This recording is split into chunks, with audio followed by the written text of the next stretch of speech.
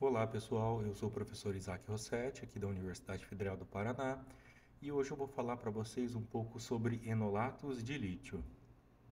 Imagine essa seguinte reação, onde nós temos um hidrogênio alfa carbonílico, né? Está no carbono alfa, ele é considerado um ácido fraco, ou seja, um pouco difícil de ser retirado. Porém, se você utilizar uma base muito forte, como essa daqui que eu vou comentar posteriormente, essa reação ela se torna irreversível, porque nós produzimos uma base fraca e um ácido fraco, ou seja, é quase impossível dessa reação retornar para os reagentes. Então, esse reagente aqui, essa base forte, conhecida como LDA, ela é uma excelente escolha para a formação de enolato. Essa base se chama diisopropilamida de lítio, né? Ou em inglês LDA. Como que ocorre a preparação dessa base? Vocês utilizam butil-lítio na presença de isopropilamina.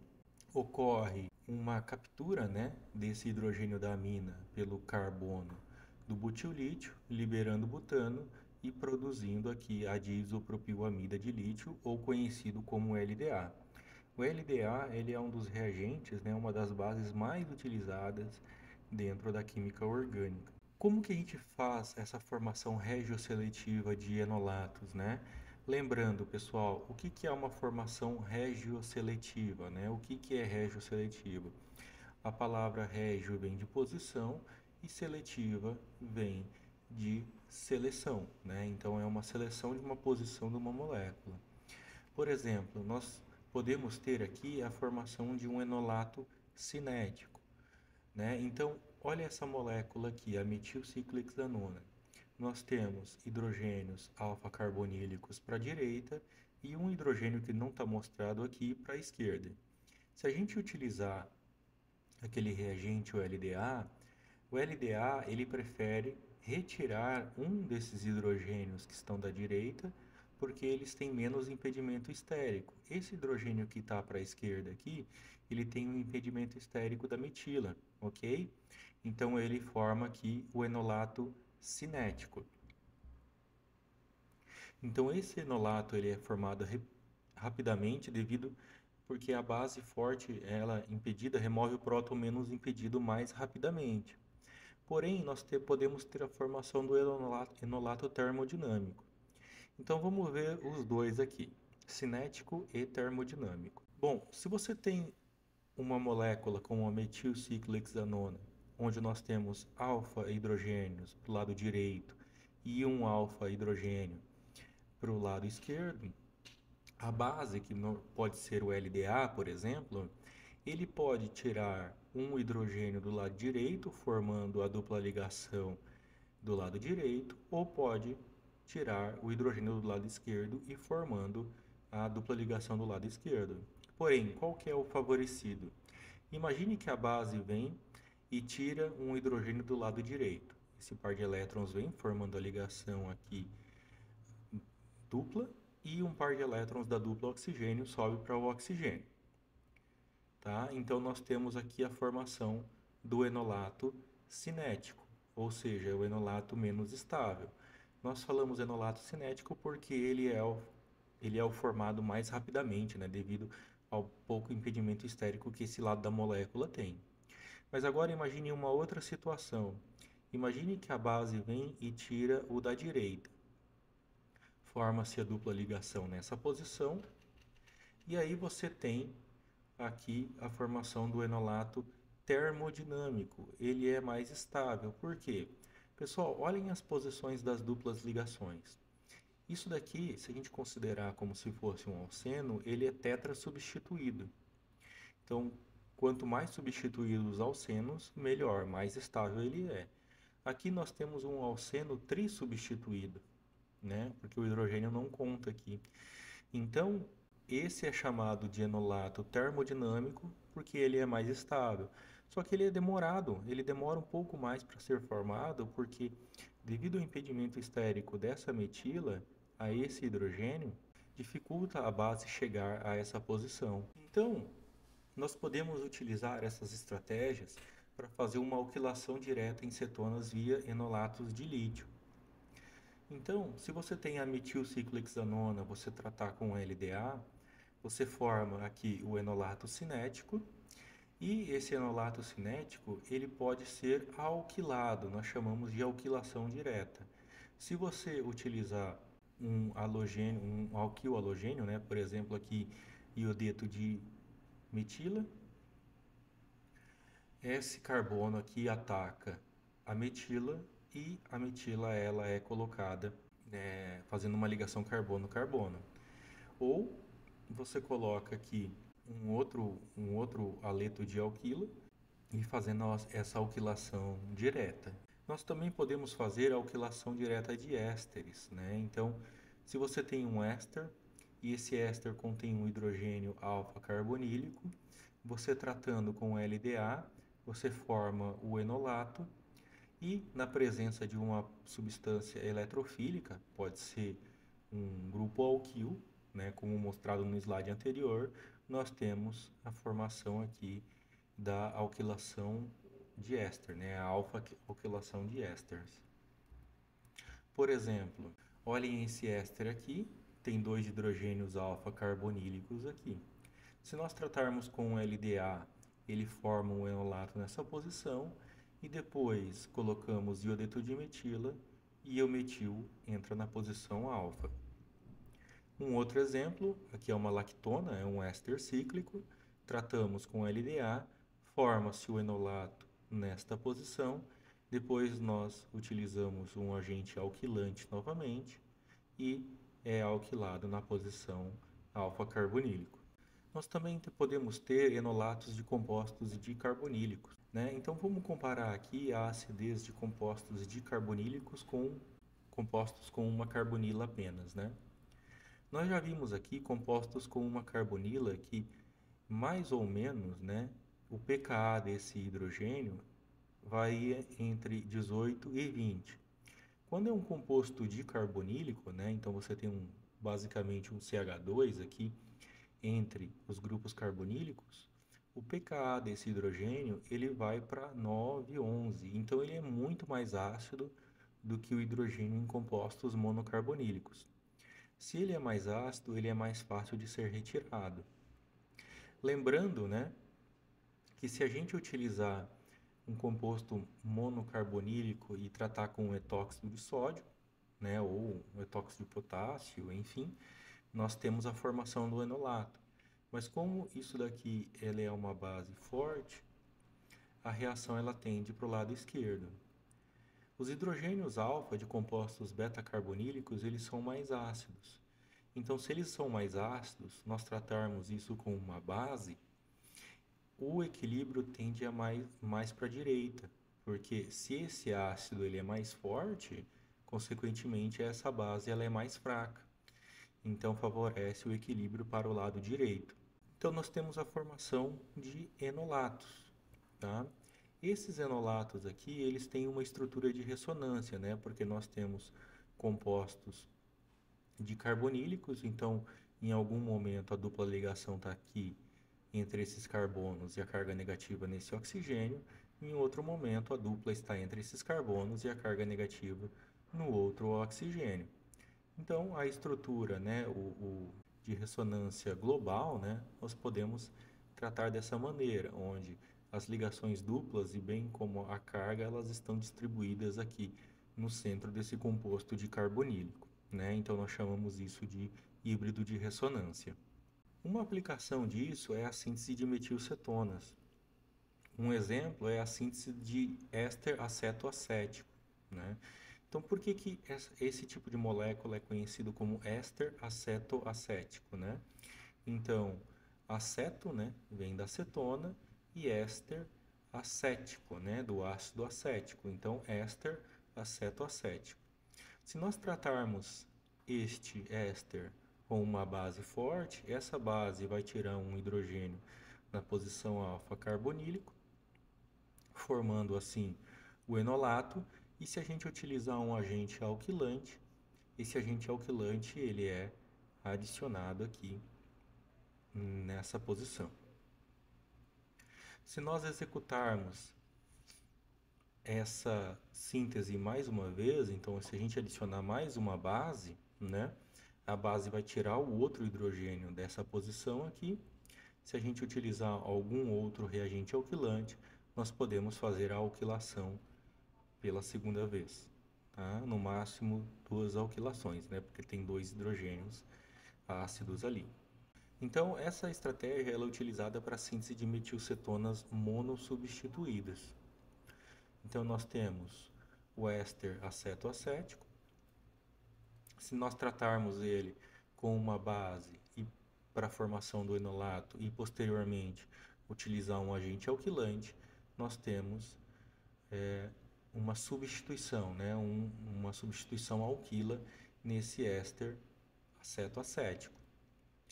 E aí, se a gente fizer uma hidrólise desse éster, nós temos a formação do ácido carboxílico e posteriormente nós deveríamos quebrar essa ligação para formar somente a acetona aqui, ó, monossubstituída, ok?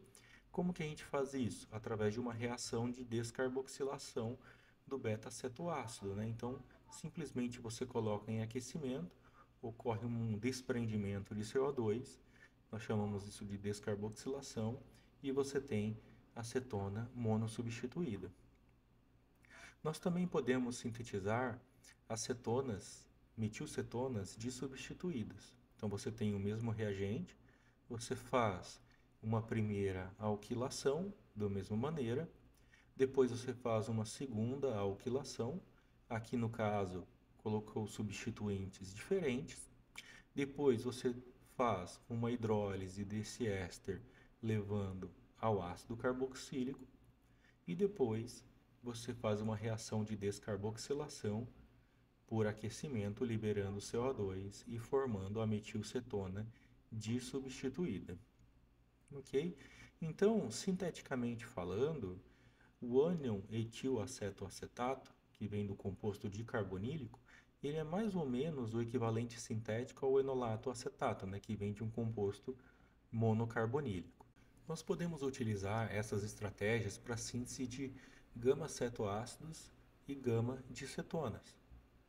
Então você tem novamente o éster acetoacético, tá? Você forma um enolato, né, tirando o hidrogênio ácido aqui, formando o enolato. Se você tratar isso com um agente acilante, por exemplo, um cloreto de ácido, enfim, né, um brometo, né, de cloreto de ácido, você faz a alquilação aqui nessa posição, né? Então, o bromo, ele é o agente de saída, então ele sai, tá? Aí você faz uma reação de hidrólise e você já sabe que depois, se a gente fizer um aquecimento, nós podemos fazer uma reação de descarboxilação, formando aqui o gama-cetoácido, se isso daqui for um ácido carboxílico, ou uma gama-dicetona, né, se esse X aqui for um grupo de carbono, né? Então, nós podemos ter uma cetona e um ácido carboxílico ou uma cetona e outra cetona. São estratégias sintéticas. Nós também podemos fazer as reações de acilação. Isso é utilizado para a síntese de betas de cetonas. Então, novamente, você tem o éster acetoacético, você faz o enolato, nesse caso aqui a gente utiliza uma base um pouco diferente, né, o hidreto de sódio, porque daí libera gás hidrogênio, né, não pode ser utilizado etanol, porque poderia reagir com ácido clorídrico depois formado.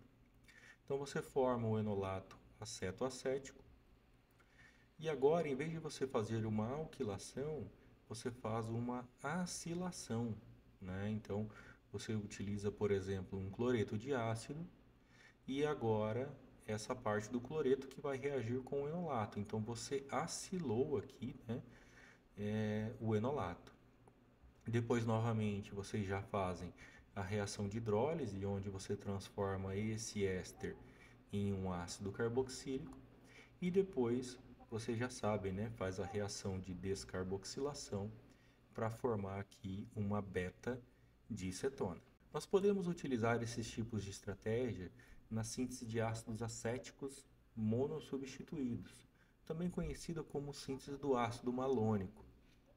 Então, a gente utiliza esse reagente como precursor, conhecido como dietilmalonato. O dietilmalonato ele é equivalente sintético a esses dois compostos monocarbonílicos. Então, se você utilizar o dietilmalonato, você pode fazer ácidos carboxílicos alfa substituídos ou ácidos carboxílicos dissubstituídos, né? Então nós podemos fazer tanto monossubstituídos quanto dissubstituídos. Como que ocorre a síntese do ácido monoalquilacético, né? Então, no caso, o monossubstituído. Você tem o dietilmalonato, né? O éster dietílico aqui. Se você utilizar uma base, a base vai e tira o hidrogênio ácido do composto de carbonílico e ocorre a formação do enolato nessa posição. Claro que poderia ocorrer nessa outra posição e a carga negativa nesse outro oxigênio, porque ele é simétrico. Na verdade, é uma estrutura de ressonância que ocorre aí, né? Se você utilizar um agente alquilante, né, então um halogênio com um grupo alquil, esse enolato ele vai atacar rapidamente o grupo alquil, liberando o halogênio, né? Então, ataca aqui o grupo alquil, liberando o halogênio. Então, aqui nós fazemos uma alquilação, tá? Depois dessa alquilação, nós fazemos a hidrólise desses dois ésteres, né? Então, você trata com hidróxido de sódio em meio aquoso, depois você acidifica, né? E você tem a hidrólise aqui. Novamente, se você fizer um aquecimento, você tem uma reação de descarboxilação, tá? Onde você forma aqui um ácido acético monossubstituído, né? O monoalquil do ácido acético. Você também pode fazer a síntese do dialquil acético, né? Do ácido dialquil acético. Nesse caso aqui, você faz duas alquilações. Então, a primeira, faz a primeira alquilação, depois você faz a segunda alquilação, hidrolisa os dois ésteres para dois ácidos e você faz o aquecimento e, consequentemente, a descarboxilação. Então, agora você tem um ácido alfa dissubstituído. Um exemplo 1, essa síntese aqui, onde nós utilizamos essa base para a formação do enolato e depois alquilamos. Com esse reagente aqui, nós fazemos o produto alquilado. Posteriormente, fazemos a hidrólise dos ésteres, formando os ácidos, e aquecemos, fazendo a descarboxilação, e é uma forma de você sintetizar o ácido heptanoico. Um outro exemplo, né, você faz uma metilalquilação, né, desse diéster malonato aqui. Depois você faz uma outra alquilação, agora, né, com outro reagente alquilante diferente. Faz a hidrólise dos ésteres para ácidos carboxílicos e depois a descarboxilação. Então, nesse caso aqui, você tem um ácido acético alfa dissubstituído. Um outro tipo de reação que pode ser utilizado também, bastante importante, via enolato, são a síntese de enaminas, né? Uma reação conhecida como reações de enamina de Stork. Então, você tem um aldeído ou uma cetona, uma amina secundária. Esse par de elétrons aqui do nitrogênio ataca o carbono do aldeído ou da cetona e você tem aqui a formação da ligação nitrogênio-carbono. Por um equilíbrio, né, pode sair uma molécula de água, ó, essa molécula de água aqui sai entre esse oxigênio, entre esse OH e esse hidrogênio, sai uma molécula de água e forma uma espécie conhecida como enamina, né? Na verdade aqui é uma reação de eliminação, né? Ocorre a formação de uma enamina. Enamina é quando nós temos uma função amina pertinho, né, adjacente a uma dupla ligação. Amina vem de amina e en vem de alceno, né? Então, enamina. Geralmente as aminas secundárias elas são comumente mais utilizadas, né, para o preparo de enaminas. Quais são essas aminas secundárias? Pirrolidina, piperidina, morfolina, né? Então, por exemplo, se a gente pegar a ciclohexanona, tratar com pirrolidina, nós temos a formação aqui de uma enamina utilizada. Vocês podem perceber que essas estruturas de enamina, elas são muito parecidas com a estrutura de enolato, né? Então você tem uma ligação dupla aqui e no enolato você tinha um carbono oxigênio. Nas enaminas você tem um carbono nitrogênio. Então é bem parecido as estruturas. Por ser parecido, nós podemos utilizar para fazer algumas reações de alquilação também, né? Então, esse reagente aqui, ele consegue se comportar como se fosse um enolato, né? Então, ocorre o ataque aqui pelo par de elétrons do nitrogênio, formando esse produto aqui N-alquilado, tá? Ou pode o par de elétrons do nitrogênio vir aqui formando a dupla ligação, esse carbono não pode ficar com 5, então esse par de elétrons ataca o carbono, forma o produto C-alquilado, que esse daqui tem um comportamento muito mais parecido, né, com os enolatos. Consequentemente, nós fazemos uma hidrólise dessa amina e nós voltamos ao produto carboxilado, só que agora ele alfa-alquilado. Então é uma estratégia bastante interessante para vocês fazerem também alquilações, né, alfa-alquilações, utilizando essa estratégia de Stork. Com isso, nós podemos fazer a síntese de beta-de-cetonas, né? Então imagine que você tem a ciclohexanona, você trata com a pirrolidina, você forma a enamina. Agora você utiliza um agente acilante, onde você vai acilar nessa posição. Então você faz a reação de acilação, libera o ácido clorídrico e você tem aqui a formação de uma cetona, por exemplo, né? Na posição alfa. Depois você faz uma reação de hidrólise e volta à cetona original. Então, olha, nós temos uma beta de cetona, então posição alfa, posição beta, então beta de cetona. Nós também podemos utilizar essa estratégia para a síntese de gama-cetoésteres. Então você tem, por exemplo, o mesmo reagente aqui, você prepara a enamina e aqui você utiliza um agente alquilante, no caso, não acilante, mas alquilante. Então essa enamina vai atacar esse carbono aqui. Então você faz aqui uma alquilação, posteriormente você faz uma hidrólise e volta a cetona original, só que agora ela alquilada, né, na posição beta. Por que se chama gama cetoéster? Porque aqui é a posição alfa, beta, gama. Na posição gama temos um éster, então gama, né, cetoéster. As enaminas elas também podem ser utilizadas nas reações de adição de Michael, que eu vou falar sobre as reações de Michael depois, que é uma reação do tipo